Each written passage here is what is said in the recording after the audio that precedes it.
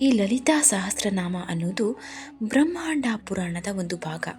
ಇದನ್ನು ಶ್ರೀ ಹಯಗ್ರೀವ ದೇವರು ಅಗಸ್ತ್ಯ ಮಹರ್ಷಿಗಳಿಗೆ ಉಪದೇಶವನ್ನ ಮಾಡ್ತಾರೆ. ಇದರಲ್ಲಿ ಆದಿಪರಾಶಕ್ತಿಯಾದ ಶ್ರೀ ಲಲಿತಾ ತ್ರಿಪುರ ಸುಂದರಿ ದೇವಿಯ 1000 ದಿವ್ಯನಾಮಗಳಿವೆ. ಪ್ರತಿಯೊಂದು ನಾಮ ಕೂಡ ಒಂದು ಮಂತ್ರದಷ್ಟೇ ಶಕ್ತಿಯುತ. ಆದ್ದರಿಂದ ಇದನ್ನು ಮಂತ್ರಾಗ್ನಿ ಅಂತ ಕರೀತಾರೆ.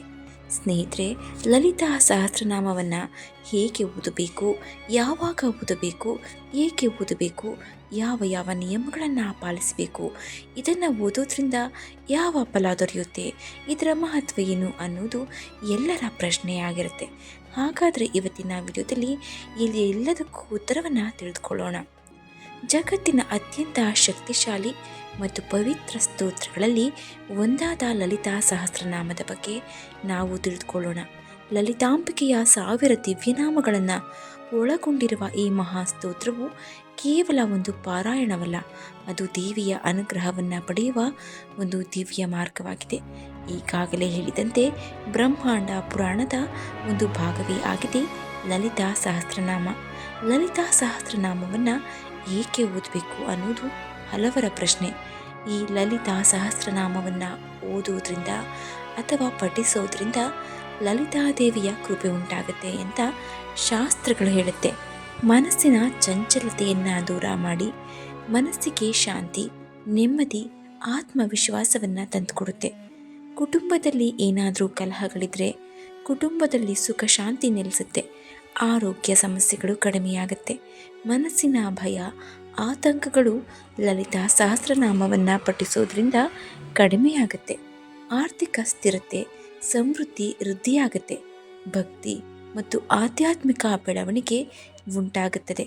ದೇವಿಯ ಅನುಗ್ರಹದಿಂದ ಜೀವನದಲ್ಲಿ ಸಕಾರಾತ್ಮಕ ಬದಲಾವಣೆಗಳು ಉಂಟಾಗುತ್ತವೆ. ಇನ್ನು ಲಲಿತಾ ಸಹಸ್ರನಾಮ ನಮ್ಮೆಲ್ಲರ ಕಷ್ಟಕ್ಕೆ ಒಂದು ದಾರಿದೀಪ ಇದ್ದಂತೆ. ನಿಮಗೆ ಯಾವುದೇ ಕಷ್ಟವಿರಲಿ, ತಾಯಿಯನ್ನು ನೆನೆದು ಭಕ್ತಿಯಿಂದ ಪ್ರತಿನಿತ್ಯ ಲಲಿತಾ ಸಹಸ್ರನಾಮವನ್ನು ಓದುವುದರಿಂದ ದೇವಿ ನಮಗೆ ಶೀಘ್ರವಾಗಿ ಒಲಿತಾಳೆ, ನಮಗೆ ಬೇಕಾದ್ದನ್ನು ಕರುಣಿಸ್ತಾಳೆ. ಸ್ನೇಹಿತರೆ, ಲಲಿತಾ ಸಹಸ್ರನಾಮವನ್ನು ಓದಬೇಕಾದ್ರೆ ಪಾಲಿಸಬೇಕಾದ ನಿಯಮಗಳೇನು, ಯಾವಾಗ ಓದಬೇಕು ಅಂತ ಕುತೂಹಲ ಅಥವಾ ಪ್ರಶ್ನೆ ಇರುತ್ತೆ. ಈ ಲಲಿತಾ ಸಹಸ್ರನಾಮವನ್ನು ಯಾವುದೇ ದಿನಗಳಲ್ಲಾದರೂ ಪರವಾಗಿಲ್ಲ ಓದಬಹುದು. ಆದರೆ ಕೆಲವು ವಿಶೇಷ ದಿನಗಳಲ್ಲಿ ಪಠಿಸುವುದರಿಂದ ಹೆಚ್ಚಿನ ಪುಣ್ಯ ಫಲ ದೊರೆಯುತ್ತೆ. ಪ್ರತಿದಿನ ಬೆಳಗ್ಗೆ ಬ್ರಾಹ್ಮಿ ಮುಹೂರ್ತದಲ್ಲಿ ಲಲಿತಾ ಸಹಸ್ರನಾಮವನ್ನು ಓದಬಹುದು. ಅಥವಾ ಶುಕ್ರವಾರದ ದಿನ, ಪೂರ್ಣಿಮೆಯ ದಿನ, ಅದರಲ್ಲೂ ನವರಾತ್ರಿಯ ಸಮಯದಲ್ಲಿ ಲಲಿತಾ ಪಾರಾಯಣ ಮಾಡೋದ್ರಿಂದ ತುಂಬಾ ಒಳ್ಳೆಯದಾಗುತ್ತೆ. ಲಲಿತಾ ಪಂಚಮಿಯ ದಿನ ದೇವಿಯ ಪೂಜೆ ಮಾಡಿದ ನಂತರ, ಹೀಗೆ ಲಲಿತಾ ಸಹಸ್ರನಾಮವನ್ನು ವಿಶೇಷ ದಿನಗಳಲ್ಲಿ ಓದೋದ್ರಿಂದ ಕೂಡ ತುಂಬಾ ಒಳ್ಳೆಯ ಪರಿಣಾಮಗಳನ್ನು ಕಂಡುಕೊಳ್ಳಬಹುದು. ನಿಮಗೆ ಬೆಳಗ್ಗೆ ಓದಲು ಸಾಧ್ಯವಾಗದೆ ಹೋದರೆ ಸಂಜೆ ಕೂಡ ಶುದ್ಧವಾದ ಮನಸ್ಸಿನಿಂದ ಲಲಿತಾ ಸಹಸ್ರನಾಮವನ್ನು ಪಠಿಸಬಹುದು. ಇನ್ನು ಲಲಿತಾ ಸಹಸ್ರನಾಮವನ್ನು ಪಠಿಸುವ ಮೊದಲು ಪಾಲಿಸಬೇಕಾದ ನಿಯಮಗಳೇನು? ಮೊದಲಿಗೆ ಸ್ನಾನವನ್ನು ಮಾಡಿ ಶುಚಿಯಾಗಿರಬೇಕು. ಪೂಜಾ ಸ್ಥಳವನ್ನು ಸ್ವಚ್ಛವಾಗಿಟ್ಕೊಳ್ಬೇಕು. ದೇವಿಯ ಚಿತ್ರ ಅಥವಾ ವಿಗ್ರಹ ಇಟ್ಟುಕೊಂಡು ಪೂಜೆಯನ್ನು ಮಾಡಬಹುದು. ದೇವಿಯ ಚಿತ್ರ ಅಥವಾ ವಿಗ್ರಹ ಇಲ್ಲದೆ ಹೋದರೆ ದೀಪವನ್ನು ಹಚ್ಚಿ ಆ ದೀಪವೇ ಲಲಿತಾ ಪರಮೇಶ್ವರಿಯ ರೂಪ ಎಂದು ಭಾವಿಸಿ ಪೂಜೆಯನ್ನು ಆರಂಭಿಸಬೇಕು. ಕುಂಕುಮ, ಹೂವು ಮತ್ತು ನೈವೇದ್ಯವನ್ನು ಅರ್ಪಿಸಬೇಕು. ಮನಸ್ಸನ್ನು ಏಕಾಗ್ರಗೊಳಿಸಿ ಭಕ್ತಿಯಿಂದ ಪಠಿಸಬೇಕು. ಸಂಸ್ಕೃತದ ಉಚ್ಚಾರಣೆ ಸರಿಯಾಗಿ ಬರದಿದ್ದರೂ ಭಕ್ತಿಯಿಂದ ಪಠಿಸಿದರೆ ದೇವಿಯ ಕೃಪೆ ದೊರೆಯುತ್ತೆ ಅಂತ ಹೇಳಲಾಗುತ್ತೆ. ಆದರೆ ತಪ್ಪಾದ ಉಚ್ಚಾರಣೆ ಬೇಡ.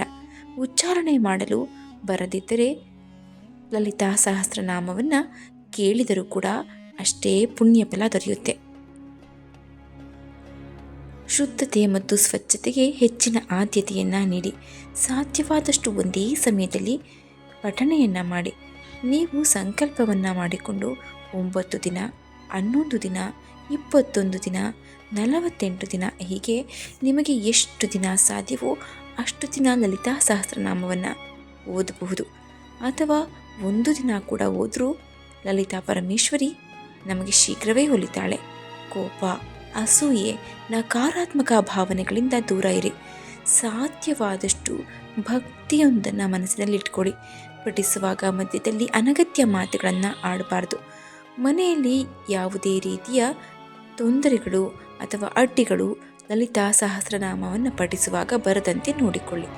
ದೇವಿಯ ಮೇಲೆ ಸಂಪೂರ್ಣವಾದ ಭಕ್ತಿ ವಿಶ್ವಾಸವನ್ನಿಡಿ. ಆಗ ಮಾತ್ರ ನಿಮಗೆ ದೇವಿ ಸಂಪೂರ್ಣವಾಗಿ ಒಲಿತಾಳೆ. ನಿಯಮಗಳಿಗಿಂತ ಭಕ್ತಿಯೇ ಮುಖ್ಯ ಅನ್ನೋದನ್ನು ಮರೆಯಬೇಡಿ. ಇನ್ನು ಮಾಂಸಾಹಾರ ಸೇವನೆ ಮಾಡಿದ ನಂತರ ಲಲಿತಾ ಸಹಸ್ರನಾಮವನ್ನು ಓದಬೇಡಿ. ಮಾಂಸಾಹಾರ ಮಾಡುವವರ ಮನೆಯಲ್ಲಿ ಓದಬಹುದು, ಆದರೆ ಮಾಂಸಾಹಾರ ಸೇವನೆ ಮಾಡಿದ ದಿನ ಓದಬಾರದು. ಶಾಸ್ತ್ರಗಳಲ್ಲಿ ಮತ್ತು ಭಕ್ತರ ಅನುಭವಗಳಲ್ಲಿ ಅನೇಕ ರೀತಿ ಉಲ್ಲೇಖವಿದೆ. ಈ ಲಲಿತಾ ಸಹಸ್ರನಾಮವನ್ನು ಓದೋದ್ರಿಂದ ಮನಸ್ಸಿಗೆ ಶಾಂತಿ ದೊರೆಯುತ್ತೆ, ಕುಟುಂಬದಲ್ಲಿ ಸೌಹಾರ್ದತೆ ಹೆಚ್ಚಾಗುತ್ತೆ, ಭಯ, ದುಃಖ, ಆತಂಕಗಳು ಕಡಿಮೆಯಾಗುತ್ತೆ, ವಿದ್ಯೆ, ಜ್ಞಾನ, ಬುದ್ಧಿಶಕ್ತಿ ವೃದ್ಧಿಯಾಗುತ್ತೆ, ಆರ್ಥಿಕ ಪ್ರಗತಿ ಉಂಟಾಗುತ್ತೆ, ಐಶ್ವರ್ಯ ದೊರೆಯುತ್ತೆ, ಆಧ್ಯಾತ್ಮಿಕ ಸಾಧನೆ ಕೂಡ ಉಂಟಾಗುತ್ತೆ. ದೇವಿಯ ಅನುಗ್ರಹದಿಂದ ಜೀವನದಲ್ಲಿ ಶುಭಕರ ಬದಲಾವಣೆಗಳು ಕಾಣುತ್ತೆ. ಲಲಿತಾ ಸಹಸ್ರನಾಮ ಕೇವಲ ಒಂದು ಸ್ತೋತ್ರವಲ್ಲ, ಅದು ದೇವಿಯ ಸ್ವರೂಪವೇ ಅಂತ ನಂಬ್ತಾರೆ. ಈ 1000 ನಾಮಗಳಲ್ಲಿ ಬ್ರಹ್ಮಾಂಡದ ರಹಸ್ಯಗಳು, ಶಕ್ತಿಯ ತತ್ವಗಳು, ಭಕ್ತಿಯ ಮಾರ್ಗ, ಮೋಕ್ಷದ ಸಂದೇಶ ಕೂಡ ಅಡಗಿದೆ ಅಂತ ಶಾಸ್ತ್ರಗಳು ಹೇಳುತ್ತೆ. ಅದಕ್ಕಾಗಿ ಅನೇಕ ಋಷಿಗಳು, ಮುನಿಗಳು ಮತ್ತು ಭಕ್ತರು ಕೂಡ ಲಲಿತಾ ಸಹಸ್ರನಾಮವನ್ನು ಜೀವನದ ಒಂದು ಅವಿಭಾಜ್ಯ ಅಂಗವನ್ನಾಗಿ ಮಾಡಿಕೊಂಡಿದ್ದಾರೆ. ಭಕ್ತರೇ, ಲಲಿತಾ ಸಹಸ್ರನಾಮವನ್ನು ಪ್ರತಿದಿನ ಕೆಲ ನಿಮಿಷಗಳಾದರೂ ಭಕ್ತಿಯಿಂದ ಪಠಿಸಬೇಕು. ಅಥವಾ ಪಠಿಸಲು ಸಾಧ್ಯವಾಗದೇ ಹೋದರೆ ದೇವರ ಮನೆಯಲ್ಲಿ ಕುಳಿತು ಕೇಳಿಸಿಕೊಳ್ಳಬಹುದು. ಯಾವುದೇ ರೀತಿಯ ಕೆಲಸಗಳನ್ನು ಮಾಡುತ್ತಾ ಲಲಿತಾ ಸಹಸ್ರನಾಮವನ್ನು ಕೇಳಬಾರದು. ಶ್ರದ್ಧಾಭಕ್ತಿಯಿಂದ ಕುಳಿತುಕೊಂಡು ಶ್ರದ್ಧೆಯಿಂದ ತಾಯಿಯ ನಾಮವನ್ನು ಕೇಳಬಹುದು ಅಥವಾ ಪಠಿಸಬಹುದು. ನೀವು ಕೂಡ ಲಲಿತಾಂಬಿಕೆಯ ಕೃಪೆಯನ್ನು ಪಡೆಯಲು ಪ್ರತಿದಿನ ಲಲಿತಾ ಸಹಸ್ರನಾಮವನ್ನು ಪಠಿಸಿ. ಸ್ನೇಹಿತರೆ, ಈ ವಿಡಿಯೋ ನಿಮಗೆ ಇಷ್ಟವಾಗಿದ್ದರೆ ದಯವಿಟ್ಟು ಶೇರ್ ಮಾಡಿ, ಲೈಕ್ ಮಾಡಿ, ನಮ್ಮ ಚಾನಲನ್ನು ಸಬ್ಸ್ಕ್ರೈಬ್ ಮಾಡಲು ಮರಿಬೇಡಿ. ಹಾಗೆ ಜೈ ಶ್ರೀ ಲಲಿತಾಂಬಿಕೆ ಅಂತ ಕಮೆಂಟ್ ಮಾಡಿ. ಮುಂದಿನ ವಿಡಿಯೋದಲ್ಲಿ ಸಿಗೋಣ. ಧನ್ಯವಾದ.